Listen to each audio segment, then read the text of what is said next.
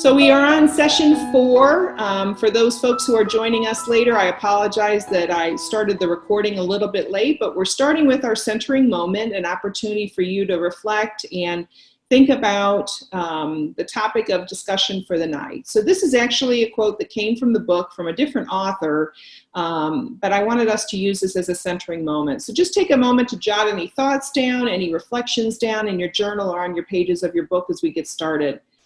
So the author says, it's from Carol Anderson from this book, White Rage. The trigger for white rage inevitably is Black advancement.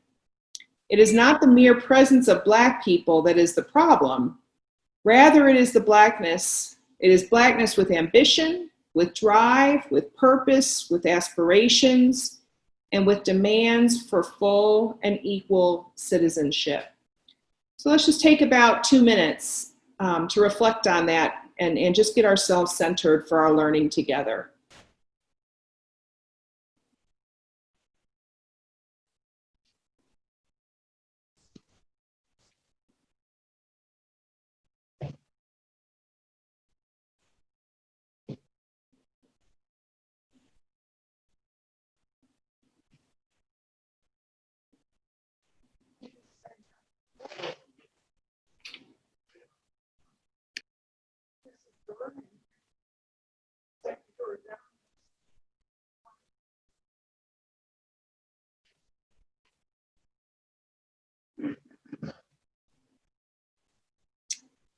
Okay, let's move on and look at our breakout questions for tonight. And Sam, for your benefit and anybody else who's joining us new tonight, we actually, Zoom will put us into small groups. It's pretty cool in just a minute. And if you want to jot down these questions, these will be the questions we'll take some time to share in our breakout groups. And another method would be if you have a camera, if you want to take just a picture of the questions, then you'll have those as well to refer to as we're in our breakout sessions. But a question that was kind of like last week's, but always comes with new clarity with all that we read. So what clarity came and what discomfort came to you in these chapters? And then if you'll turn in your book to page 97 and 98, D'Angelo lists what she calls dominant ideologies, dominant ideas of white supremacy that come up in movies, on the news, and TV. So we invite you just to look at that list if you have the book by you, and then spend a little bit of time after you've had a chance to chew on number 1. And think about where these dominant ideologies have slipped into the space of media and messaging in our white culture. So we'll go ahead and do that. I'm going to go ahead and stop share so I can get us into small groups. We have 16 on the call, so there'll be groups of 3 maybe, and 1 of 4. And let's take about 30 minutes, so until 7:45 to come back. Actually, no, I take that back. Do 20 minutes because we've got another breakout opportunity. So 20 minutes, so 7:35. Okay, we'll gather back and I'll give you a reminder. I think we've got everyone back. Hopefully that was a generative and helpful small group time. It's always so neat to hear everybody's input. We'll go ahead and mute again if you wouldn't mind, because we're going to get into some of our teaching time now. And let me go ahead and screen share real quickly again. Having problem, okay. Gosh, okay, hang on here. I'm having technical difficulties tonight, I apologize. I think it's a user issue. There we go. Okay, let me get our share.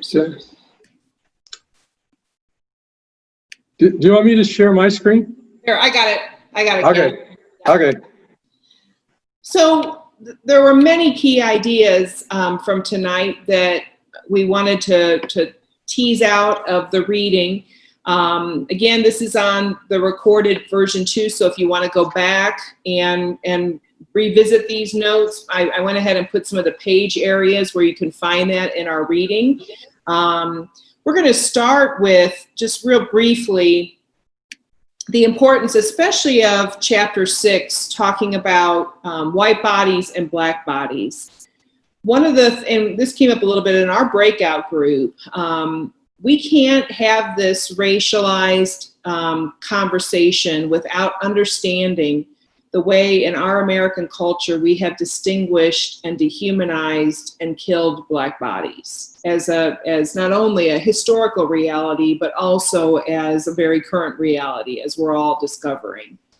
We're not, as a culture, we don't have a story in the same way of killing other minority populations. Now, one could argue, yes, we do. We have Native Americans, we have indigenous peoples, we have Japanese Americans who were put in internment camps. We certainly have those stories too, but kind of the historical arc of our nation's history and current life is around dehumanizing and killing black bodies. And why does that matter? Well, we have to remember that with that story and with that arc and with that history, we are, as D'Angelo continues to remind us, constantly encountering the reminder of our human capacity to devalue, destruct, and diminish others. That even if we choose to be progressive people or people who are really trying to grow in their enlightenment, understanding around these racialized issues, we are still a part of a culture that has killed black bodies and dehumanized people who are in black skin. I was just going to share a story, and this isn't around race, but it's a part of my story and ministry that makes this even more profound to me as I understand the racialization of white and black bodies. The last parish I served in Missouri was our university church in Columbia, Missouri, on the campus of the University of Missouri, the Missouri United Methodist Church. It'd be like kind of the Colorado United Methodist Church. A beautiful building, great people. My very first Sunday, as many of you know, I preach mostly out of the pulpit. And will occasionally move, well, in this church, a very high church Gothic cathedral, to preach from the pulpit means you literally climb up steps to get into this very traditional and historical pulpit.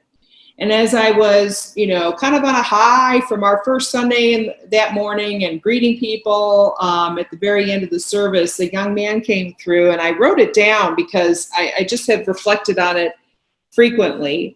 And he said, "I'm not used to seeing someone like you." Okay, what that meant was I was the first woman in this historical church being the senior pastor. So that was his first message to me. And then he said, "This place is very important to me. You need to be in that pulpit. I'm used to that." I took away two really important messages from that. My physical body was challenging him beyond all reason. Seeing a woman in the leadership role at that church was completely altering the trajectory of his experience in that church. In the case of my case, I was following a lot of white male men. There was an African-American pastor, very short time, but white male men who had beards. And I teased in the children's sermon that Sunday, I don't have a beard. You don't want me to have a beard. That would be kind of freaky if I had a beard on a Sunday morning. But it was my physical body there. And what he was trying to do was take the discomfort and the challenge of a female body in that front part of the chancel and push me into what was comfortable, which was that pulpit. And that's what bodies, what they represent to people. And we don't even realize it. It's so unconscious. And D'Angelo speaks to this too.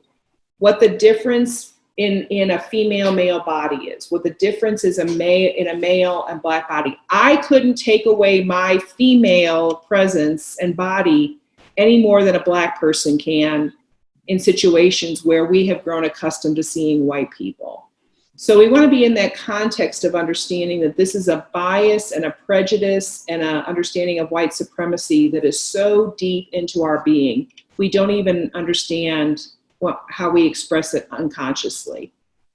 But I do also want to remind us in this context about our gospel mandate and our scriptural understanding of who God is. In John chapter 1, the Word became flesh. God was incarnation, puts on flesh, puts on a physical body. What does it mean when we understand a God who puts on a human body and is incarnate, comes in the flesh to us, when we understand the importance of leaning into a different vision from white bodies, black bodies, male bodies, female bodies. This isn't an argument for melting pot. It isn't an argument for overlooking our diversity, but it is an argument for understanding the holiness of a God who enters into all bodies, not just white bodies. So it's kind of a theological context for some of the other work that D'Angela takes us into tonight. Another idea that she brings up is this power of racial generalization, and how many times when the white majority population, and this is the case around all majority populations, when we look upon a minority population, we generalize, don't we? We want, as white people, to be recognized as the people on my screen right now, Amy, Jay, Barb, Ken, and Sam. We want to be understood as individuals, but in our racialized culture, we have this racial generalization of all black people. Or many times we'll maybe say to the one or two black friends we have, can you tell me what black people think? How do you think that feels to them when we are asking for this generalization? I get frustrated when somebody says to me, can you tell me what other female clergy think? And that's a generalization that happens too, but we do this in our racialized culture all the time. Look at the images at the bottom of this racial generalization and think about how these are quick generalizations that we jump to.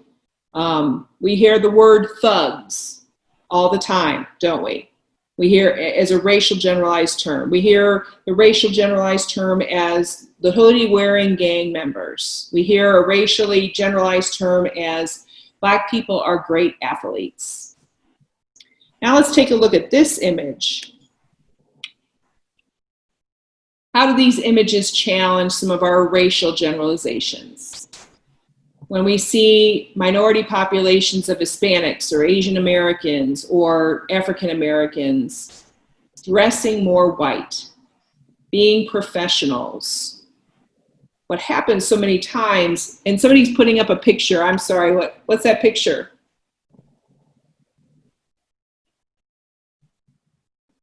Sam's putting up a picture there, but I'm not quite sure what that is. But we have to think about and let these challenges to our racial generalizations come to us. What are the pictures of implicit bias and assumptions that we make as we look upon minority populations and especially black populations? And how do those images change when people start, like the person encouraged me to do in the sanctuary, why don't you start kind of acting like a man? Why don't you start acting like the pastors who preach from the pulpits in our church? We do it all the time, and it's something for us to be aware of as we go forward. There's a good section, and I won't belabor it, about affirmative action. I really want to call your attention to, because as we get into Ken's material, we really want to have an understanding of how we have thrown out of these racial generalizations, how we have thrown out images and made decisions about policies that in fact are not true. But we do this as a way of kind of lumping large populations of people and making these generalizations. So Ken's going to take us now to some of this Habitus work that will really help us figure out our place in all this.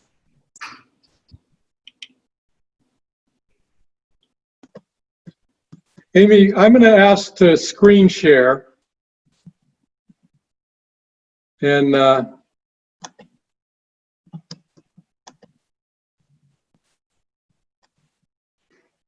Are you able to advance the slides okay, Ken? It looks like it. You got it. Okay. Yeah, so thanks, Amy. That really does lead into what I wanted to start talking about, which is to go back first to thinking about the discovery of the unconscious.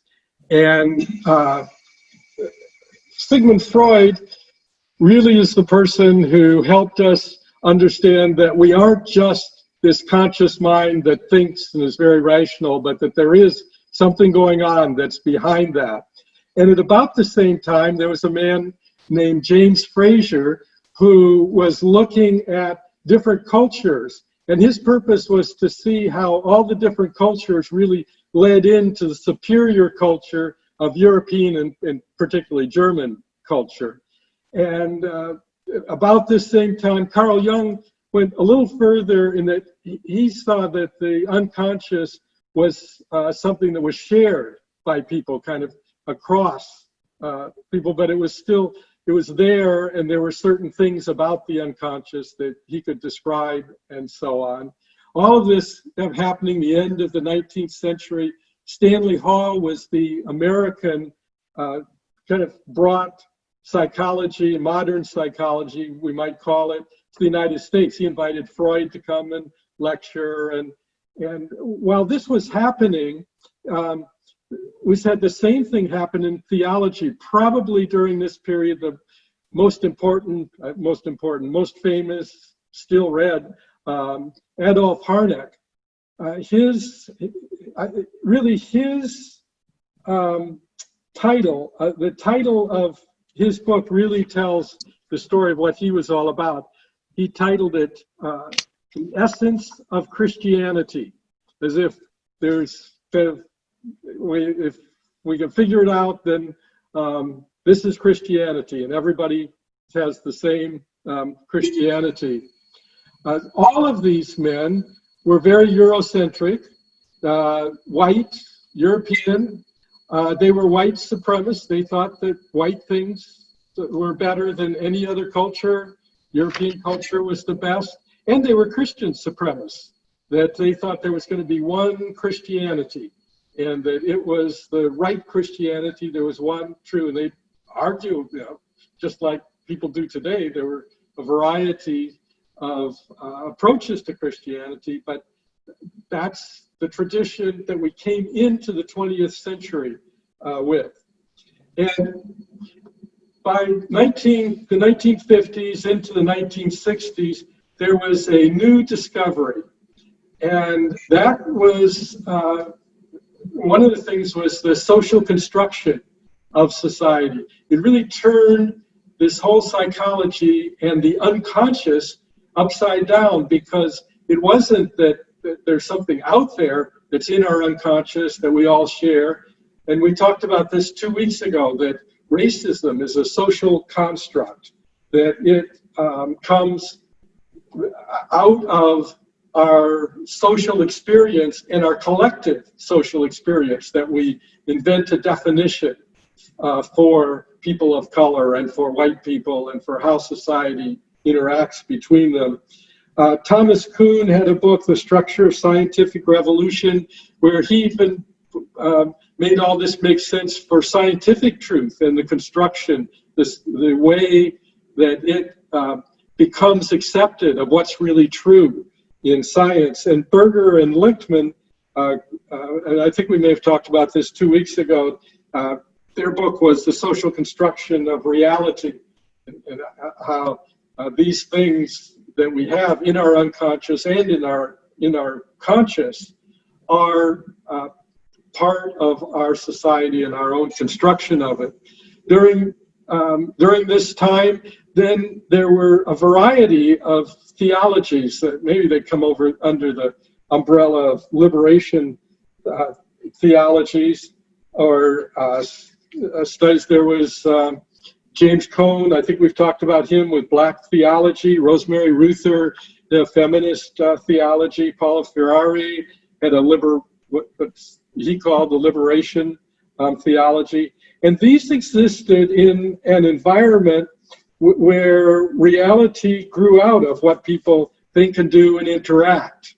And so that it was possible to think about different communities. In our breakout session just a moment ago, we were talking about how we can think about different nations, collections of people that kind of share in a way that they've constructed their reality, which really takes us to the idea of habitus, which was discussed by D'Angelo and comes from Pierre. I think his name is Brideau, but maybe someone will be able to correct me on how to pronounce his last name. I've read it and I've never been in a conversation about him, but he was a Frenchman who, as is explained, the whole way that these things fit together, not just in kind of what happens in our subconscious, but the way that we interact with people, the layers of the way that we have the field of our role in a particular place, and then how we fit into that in terms of the hierarchy, our capital. It was all part of this larger structure of the way things are, this social construct that we inhabit and that we're part of. In short, white fragility, which is going to be our next topic, resides in this habitus. This is the place where it happens. Now, the good news about all this is that today we know that our minds or our brains doesn't have an unconscious that's a result of just being human, as Freud and Jung thought. Rather, the habitus is a result of shared experience, and it's constructed by human beings. And if it's constructed by human beings, this means that racism in habitus can be modified, and even that it can be eradicated. And the way that it gets restructured, I want to look at in a moment, but let's pause here. If Amy thought it might be good to see if people want to react to this first part, and then we can go on for to look more closely at white fragility. So, Amy, are you watching for hands or comments or questions? I am. I'm looking at the group chat. Right now I don't see any, but if anybody has some group chat questions, they could put that down and put it under everyone, and let us know if you have any questions that you'd like to process around these topics before we move on to the white fragility piece. So is habitus the milieu and the general state of our society? I think that's a good way to say it. It's not, the thing about it is that it is the milieu, both that's very much on the surface, but also the milieu that is behind, that's built in to our unconscious and the way that we respond. Sometimes almost seems as if it's by instinct, or the things that seem to us like, well, that's common sense. Whenever we would say, well, it's just common sense. Well, there's no common sense. It's our milieu, our habitus, that makes us think that that's common sense. I don't know, does that even speak to what you were asking? That's what I thought it probably meant. Yeah, yeah.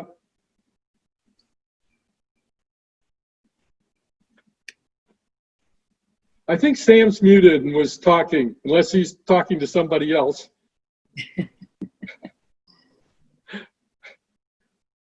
In fact, I think he's still talking.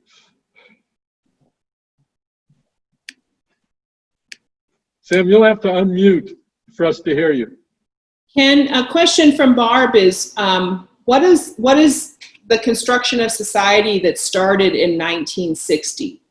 Okay, it was our understanding of that started in 1960. Our understanding that that's what's happening to us.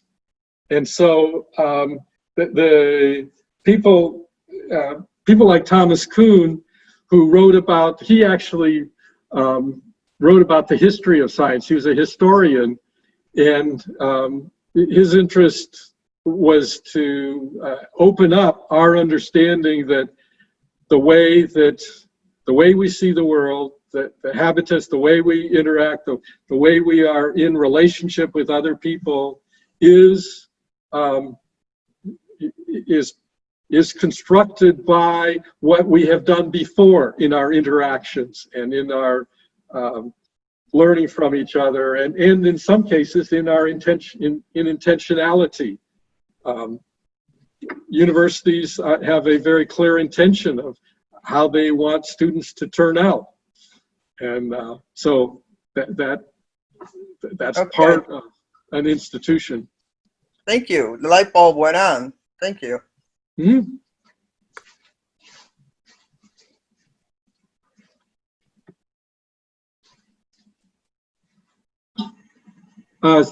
Should we go on, Amy? Sure. Yeah, I'm not seeing any of the chat right now. Okay, so we want to move on to the white fragility, and I thought maybe a way that we could think about this is something that's been called dog whistle politics.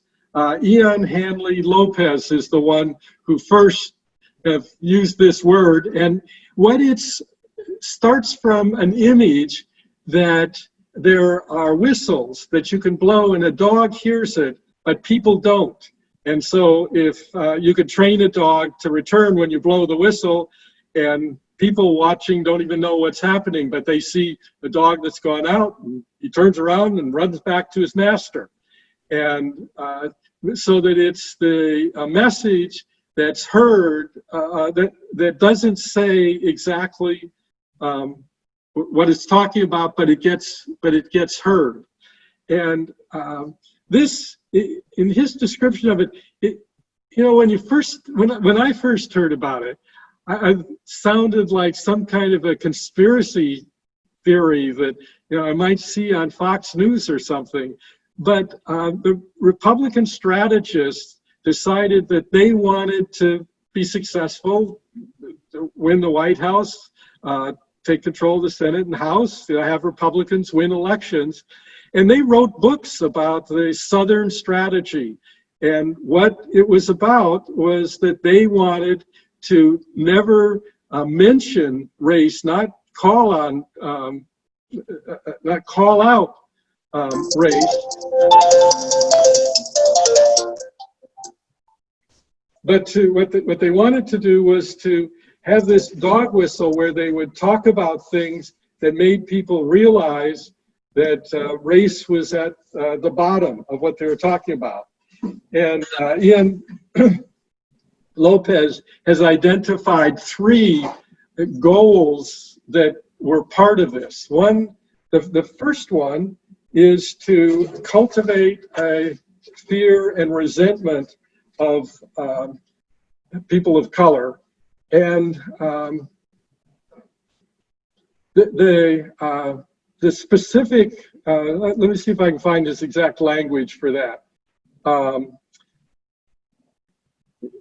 He describes it as white people will recognize or learn to fear people of color because of their nature is violent, and to resent people of color because they are lazy, undeserving, and rip off the government rather than do honest work.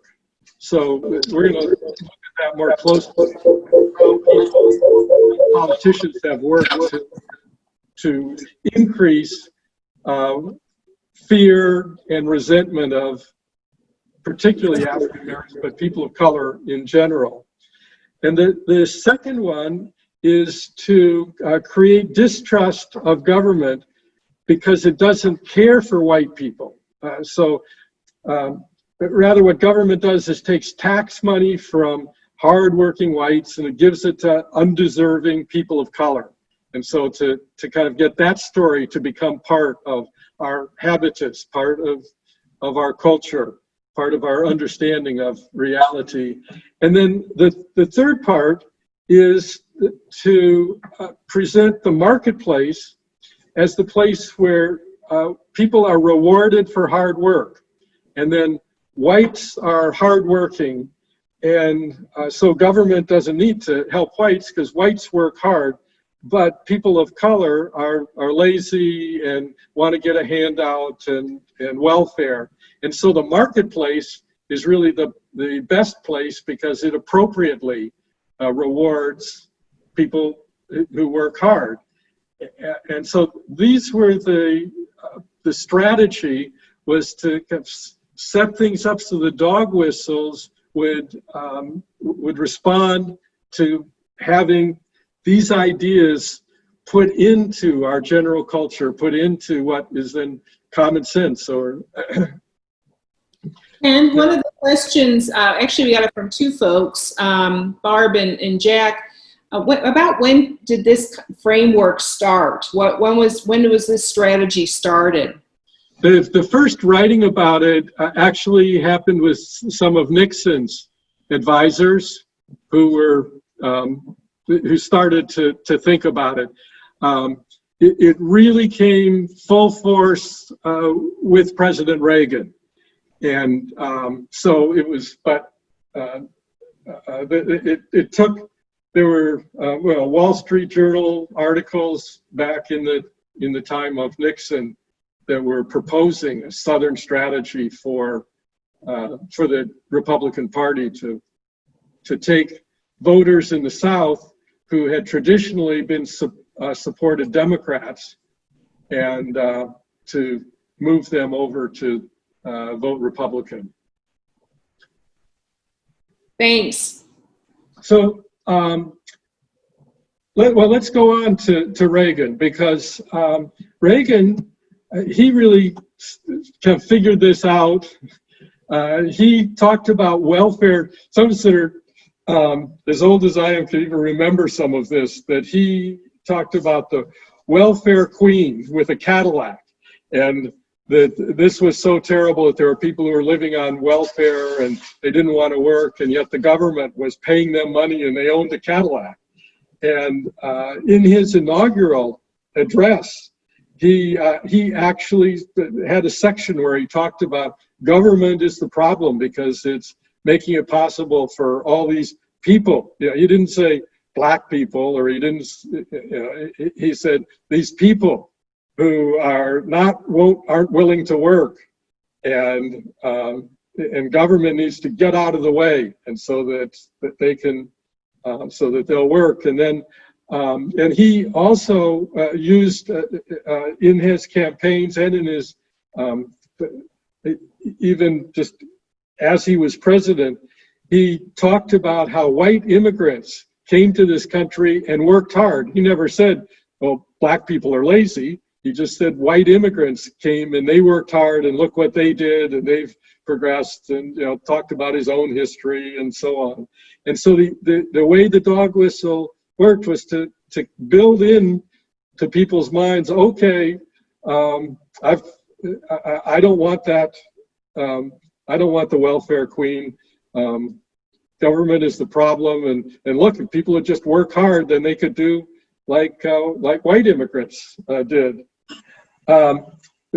George H.W. Bush, he's really quite famous for using an ad about Willie Horton, who was a black man, but his point on that was that the Democrats were soft on crime, and that the Democrats would just let African Americans go free from prison and rape white women, and so he just went right to the point of criminality, that African Americans are criminals, but he did that just by talking about this one one case, sort of like the welfare queen, this one case of a man who did in fact commit rape, and so that was another dog whistle of just, white people, you better vote for me.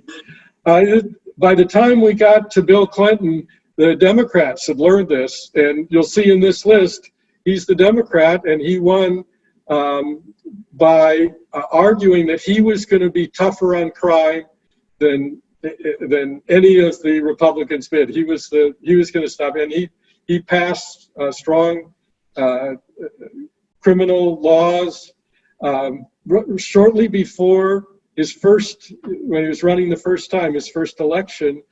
He very carefully went to a golf course that didn't allow African American members to, didn't say anything, didn't talk about how white people need to be able to have their privileges, but it was just a clear dog whistle message that he understood about the importance of white people being able to preserve their privileges, and then continued when he was in office to follow this anti-crime program and dog whistling. Well, then we had W. Bush, and he brought another kind of twist to this. And working it into the whole Habitus, he used the evangelical Christian language and white values, and was the evangelical Christians knew that this was what the country was the what evangelical Christianity stood for in the future of America. Dog whistles were a little bit different with Obama. He was careful, and I'm going to, I guess I'll go ahead and say a few things about my experience with President Obama. I worked in the Obama administration, and I was a senior advisor in the Department of Education, and I came to see how this carefulness worked in not exactly dog whistles, but making sure that he didn't cross the racial line in terms of alienating whites, or basically just being very careful. I was working a program with universities and colleges, and there was a college that actually had this program where they were bringing Syrian refugees onto campus. They had some extra dormitories, and then they were providing supports for them. And it seemed like a really good program. And so I proposed that the government get behind this and promote college campuses and support college campuses as a way to bring Syrian refugees into America and into American society. So I succeeded in getting a meeting at the White House with Jill Biden's chief of staff and her chief of communications and a couple of other people. The people, she wasn't there, but it was the people that ran her office. And I pitched this idea to them. She seemed like a likely candidate in the White House anyway to pick this up, because she had just been to, actually she'd been to Syria, maybe it was Turkey, to see refugee camps, and she, in interviews, had said how we needed to more and to support them. So she already had a interest in helping the Syrians.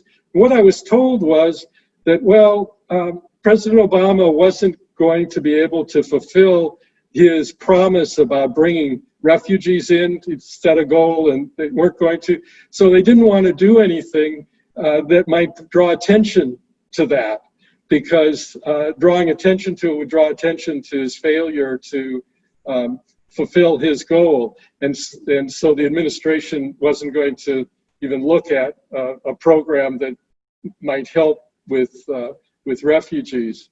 I think that's largely just to say that racism wasn't just gone even in the midst of the Obama administration. And Trump has taken this to a new level of he just denies that he's a racist, that denies that he meant anything racist about anything that he says. All of this is building on the habitus of the white fragility, the white being afraid, white being very fragile about race and racism, and as we know, it exists. And yet, for me, the good news in this is that Habitus needs to be reconstructed to take back from this dog whistle racism that's part of our national conversation, in particular politics, and that Habitus can't change, that we can bring racism out of the shadows and into our consciousness and deal with it in a way that isn't just using it to manipulate us for political gain. So I'm going to pause there again. And you can take back the stop the sharing, Amy. Okay. This is a great overview, Ken. Actually, you go ahead and turn the screen share off because you've got. You got it. Okay. Yeah. There we go. Okay. So are there comments or questions for Ken? This is a great overview.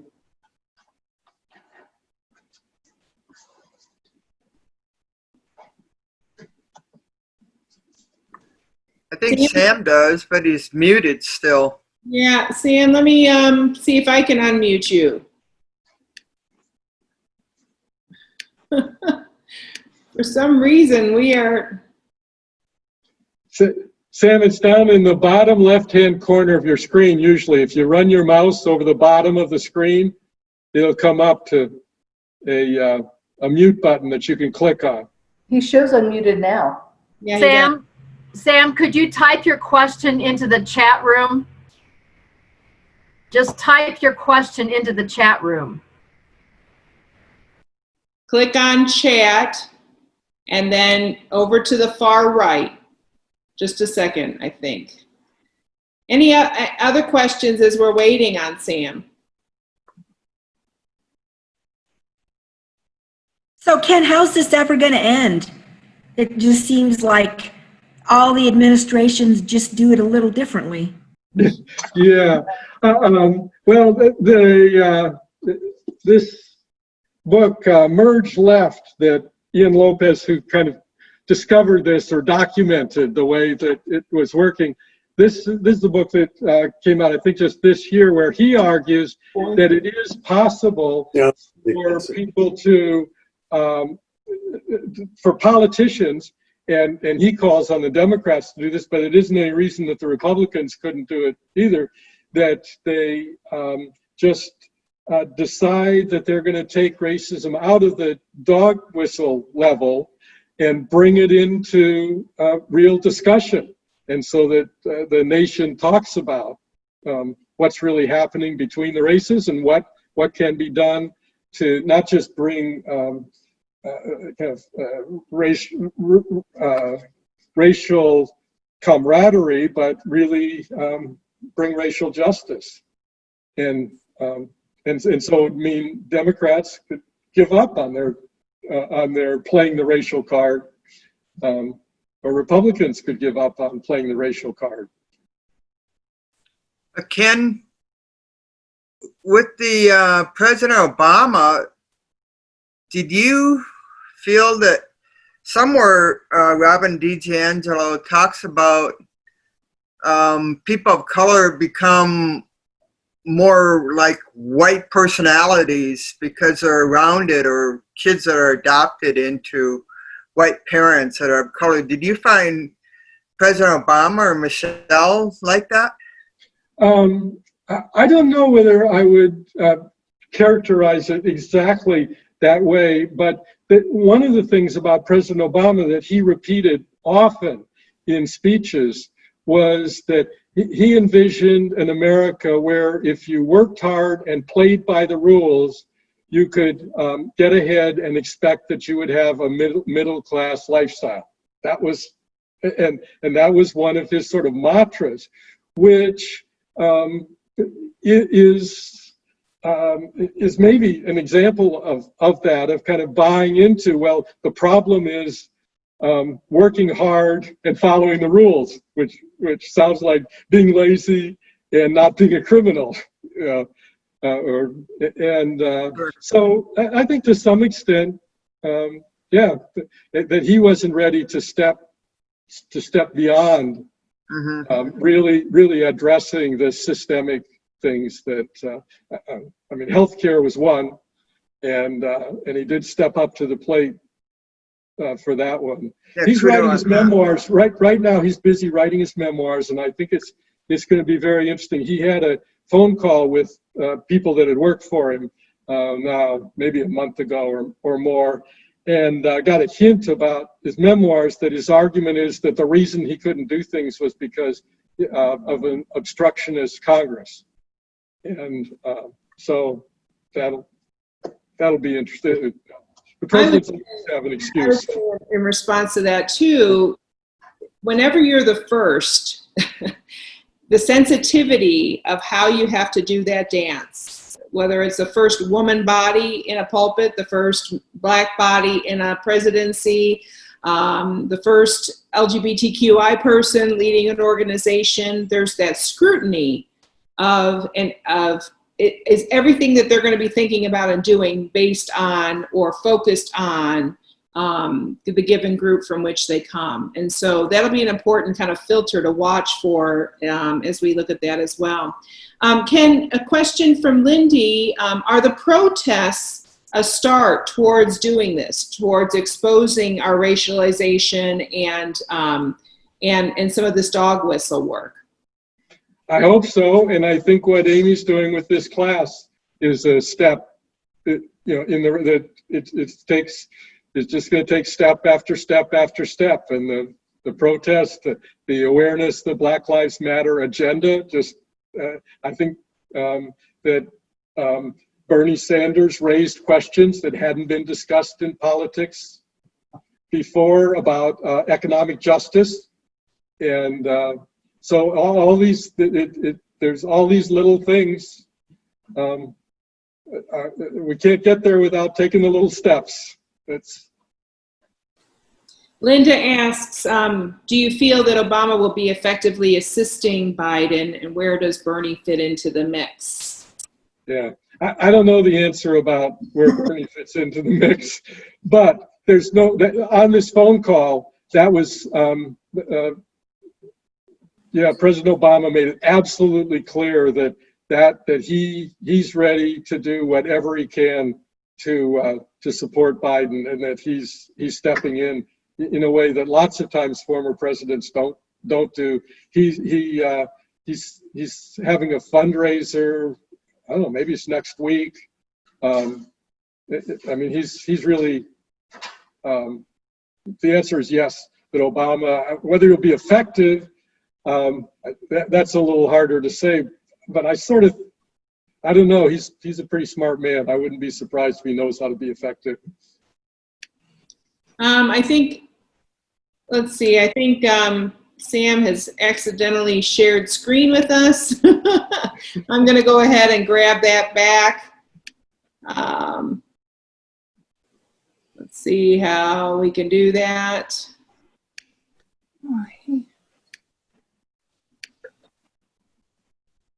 Let's see. Can you share screen for us? There we go. Okay. Got it, everybody? There we go. Okay.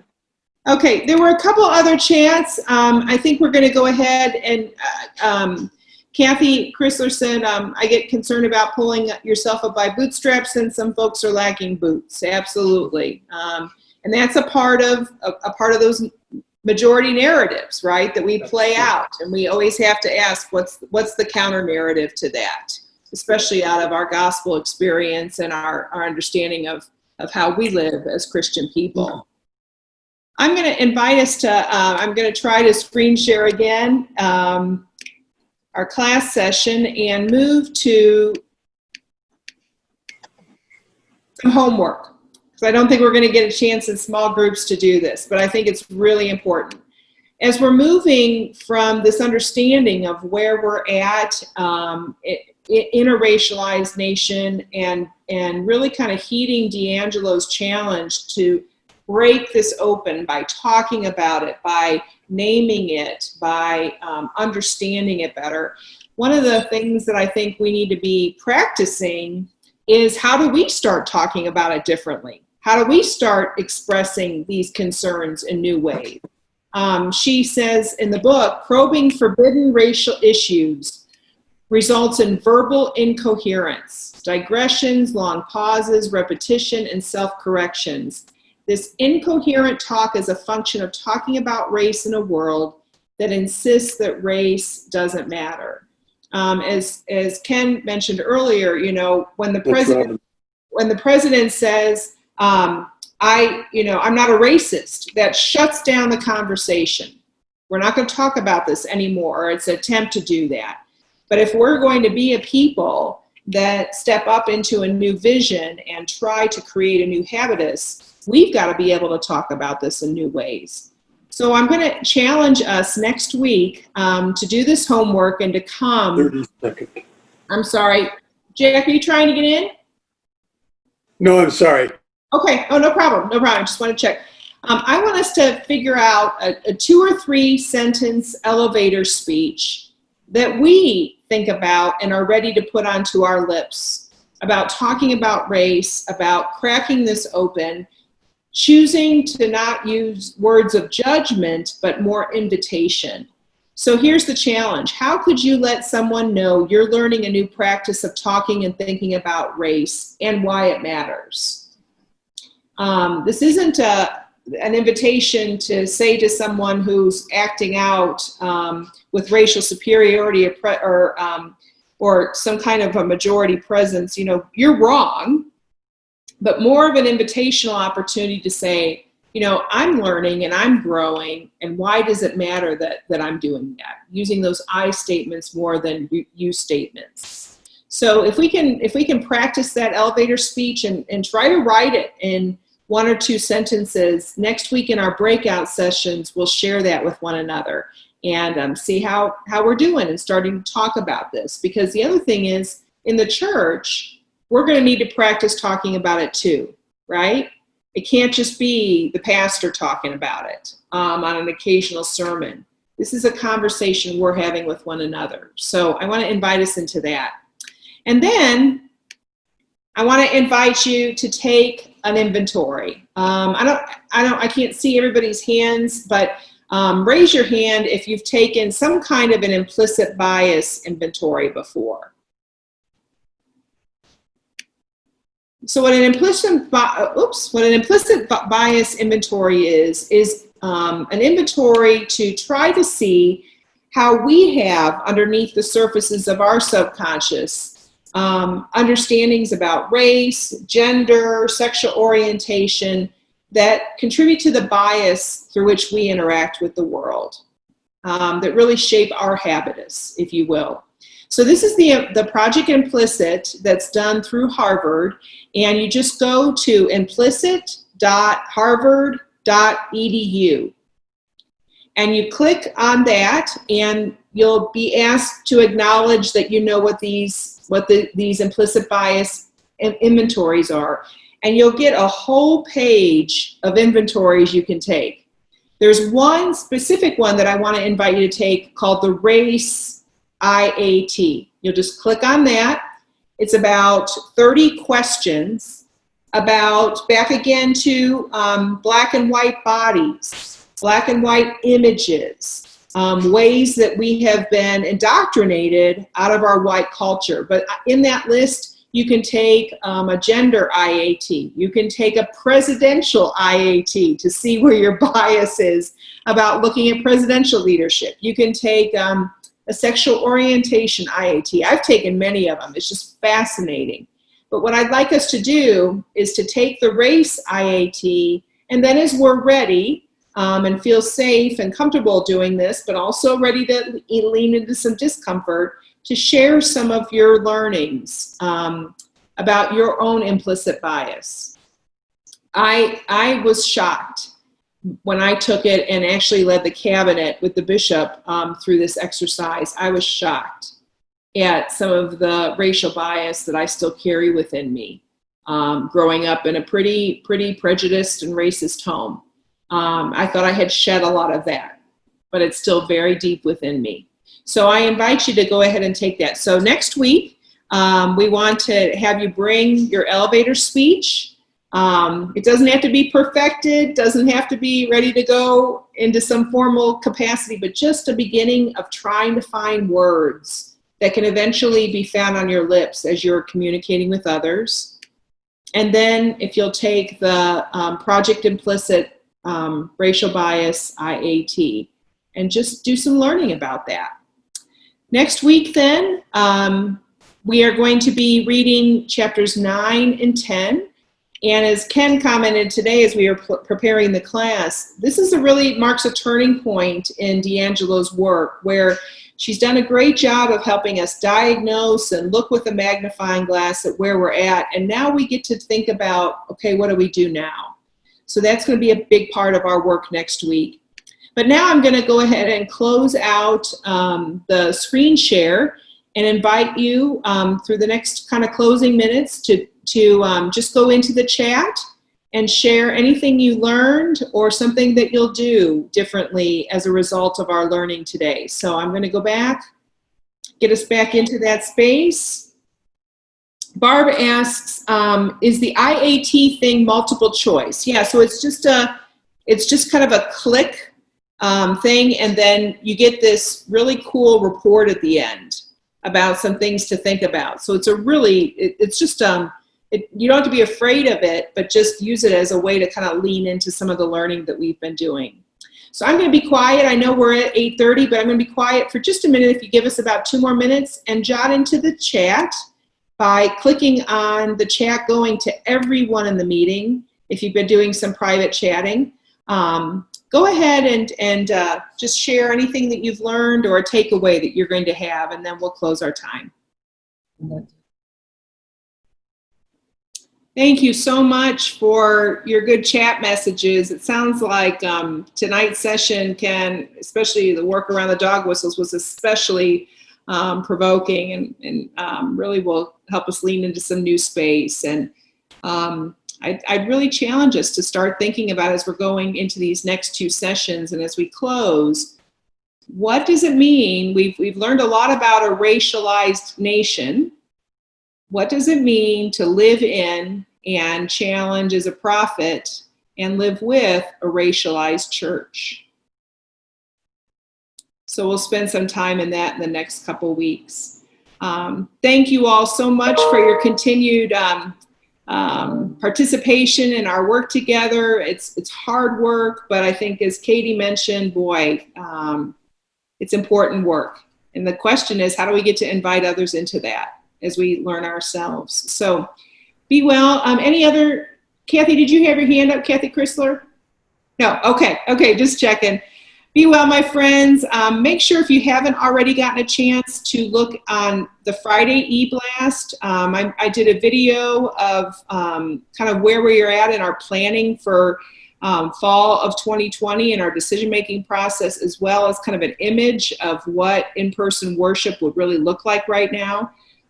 So if you haven't had a chance to look at that, we'll also be reposting that on Facebook, and it's on the website right now as the communication around decision-making for fall 2020. So please get a chance to take a look at that and provide any feedback you have. We're in this together, my friends. And Ken, thank you again for your scholarship and help tonight. Great session.